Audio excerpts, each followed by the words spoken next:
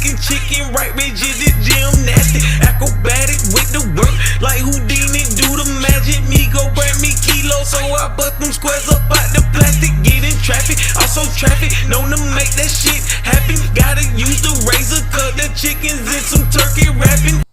What's going on, people? Welcome to another edition of Act Fig by Your Bus. Today we are reviewing the Mcfarlane DC Multiverse 2-pack Red Hood and Nightwing.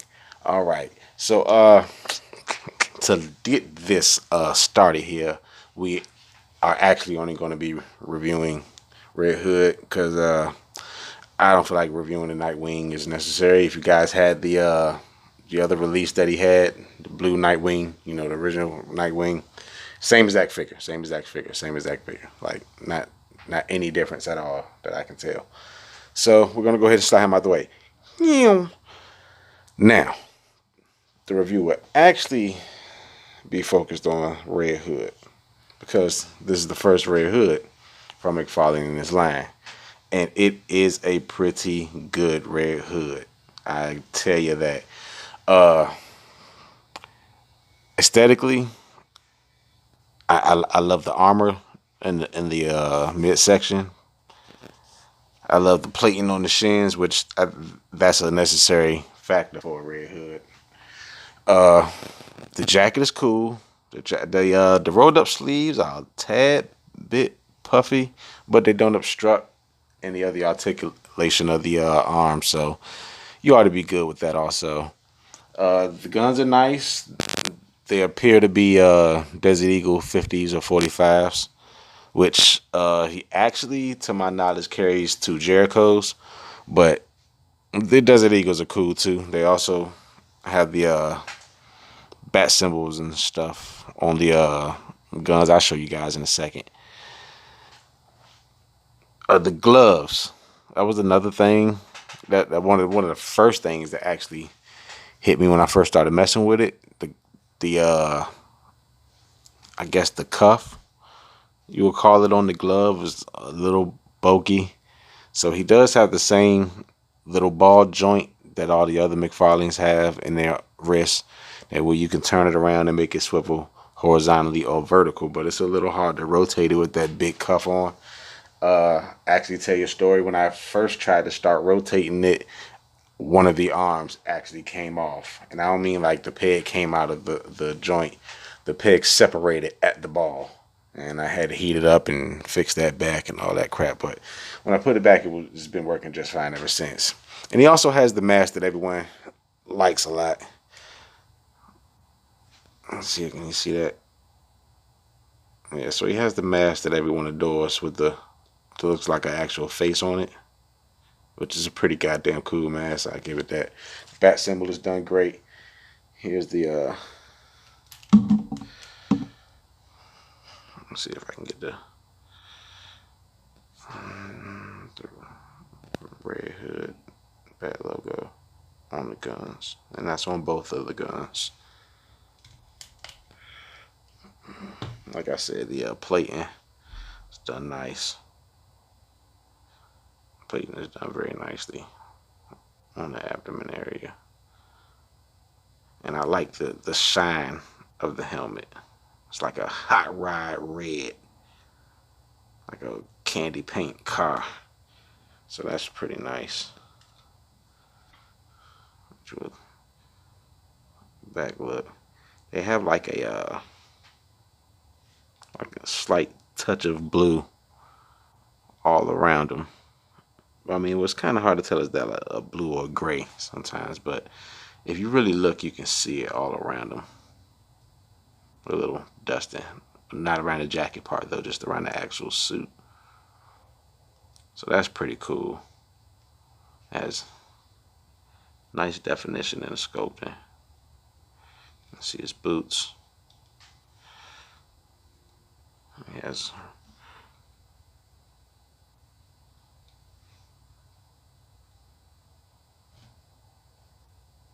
it was too shiny. There we go. So he does have design cut into his bottom of his boots. You can see it from the side. Kind of looks a little spiky. That's pretty cool. I like it. Of course, that has the big ball joint at the ankle. They always have that. That doesn't bother me as much as it does some. Sorry, I give it a pass. Don't do me any harm. Alright, let's see. I've also seen people use the dickhead. Yeah, I've seen people use the Grayson head and put that on it, and then slightly customize the Grayson head to have the gray hairs in the front, like Red Hood, which is okay. Makes me no mind either way. I don't plan to do that. Don't get me wrong. Now, this Red Hood is great, but I really liked my last Red Hood. So let me tell you about this articulation before I get the comparison going on. So, let me back him up some. He has toe articulation. So he has the bend in his boot. He also has no calf swivel. He has really no thigh swivel either. I mean, it does move a little bit, but it's not actually enough to be called a thigh swivel. His knee bends, though, double jointed, so it bends all the way. He's a butt kicker. He has a waist swivel. He has an abdomen, not really a crunch, but it's kind of like on a ball joint, so you can move it around. It doesn't bend really far down, but he also has, like I was just explaining to you guys about the wrist, he has the bar wrist joint, so you can rotate around, but they don't rotate as good as some of the other ones because of the big cuff on his gloves. He has the elbow joints, which are double jointed. Of course, I wouldn't have it any other way. And the neck is on a ball joint, of course. So you can move that around, up and down, left and right, and swivel it and stuff like that. So now to the comparison. So as I was saying, this is a very good Red Hood. But I still love my last Red Hood. That's the thing. This DC one right here from DC Direct, I still love it. I mean, I'm sorry, there's no offense to the new one.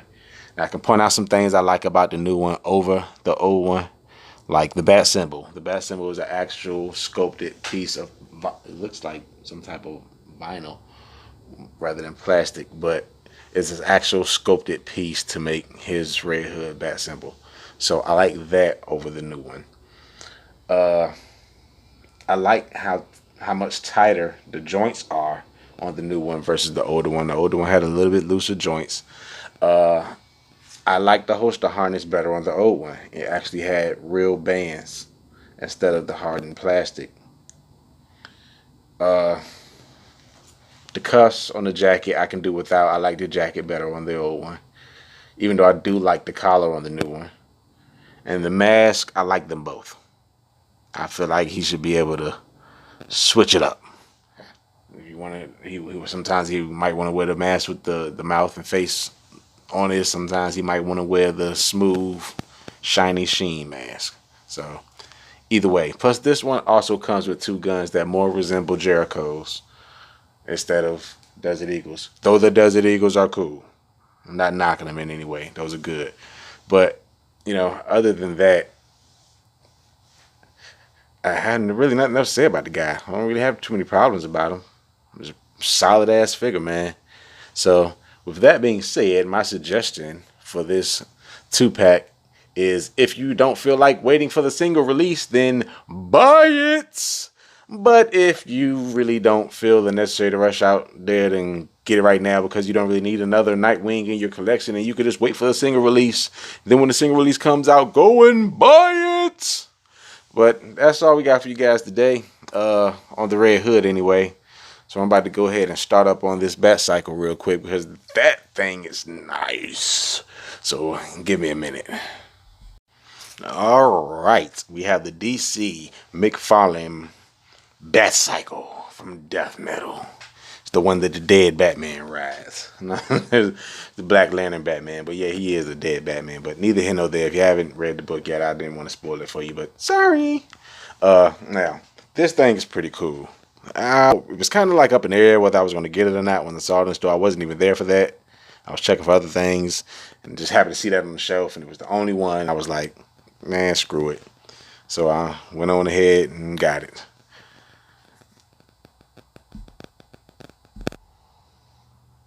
And after getting it, I'm glad I did, because it's pretty nice. Other than the obvious things, you see it's designed like a bat skeleton. I've seen some other people try to call it a rat, but it's definitely a bat skeleton, though rats and bats are in the same genetic family.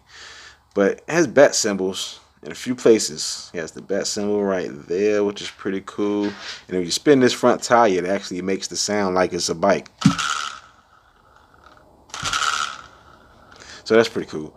Don't know if that was intentional, but it's pretty cool nonetheless. Then we also have